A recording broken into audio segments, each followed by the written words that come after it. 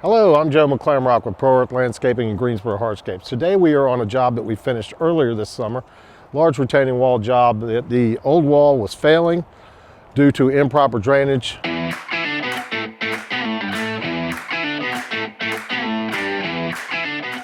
When this client first contacted us to come and take a look at the existing wall that they had, immediately I realized what the problem was. There was literally no drainage in the wall. The drainage zone itself did not have any gravel behind it whatsoever. So what we ended up doing was taking out the old cinder block wall. Getting into the meat of it, we found out that they had some major water issues. So one of the things we did to help mitigate that was add in approximately 4 feet back of number 57 stone all the way up to about here on the wall. That 57 stone goes all the way from the house around this area.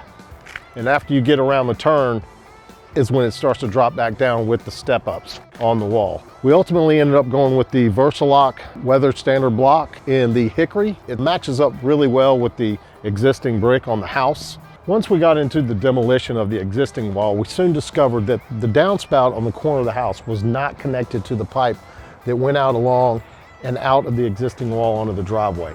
So all that water over years was coming down through here and getting underneath the house.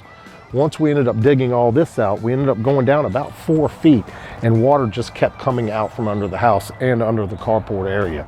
Once we got this part of the wall taken out and discovered how much water was coming out from underneath the house, we had really never seen anything like this before. It was just so much water. And with all the terrible rainstorms we've been having and hurricanes, it just really added to the situation.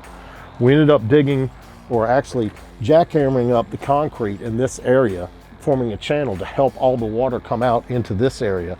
We used a sump pump. It took about 4 days to get all the water out of there.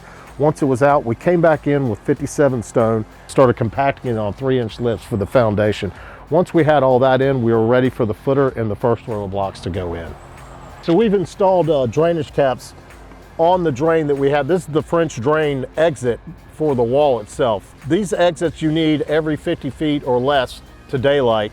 So there's one here, and if you go around the corner to where there's going to be possibly more water pressure, there's one up here on the left, and then we also have the downspout that comes down. So the water from that downspout is no longer getting underneath the house into the crawl space or underneath the carport. It is now coming out here through this drain exit. We have one more French drain exit here for any water that could potentially get behind coming from the neighbors. We're at the bottom of the street here. All that water could come down and be trapped under here. It can now exit out of this drain. So that is the end of phase 1 of this project. The client's happy, we're happy, so let Pro Earth come out and make your backyard your favorite room in the house. And stay tuned for phase 2 when we replace this entire driveway.